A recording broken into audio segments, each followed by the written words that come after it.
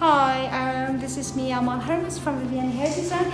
I have here with me a nice, lovely. I will show you today how to blow dry a curly hair. Yes, this is Frauke, my customer, and we're gonna show you her hair. She have a curly, lovely hair. We just did a perm in her hair. We're gonna show you how we gonna blow dry her hair. Yes. Okay. Ready?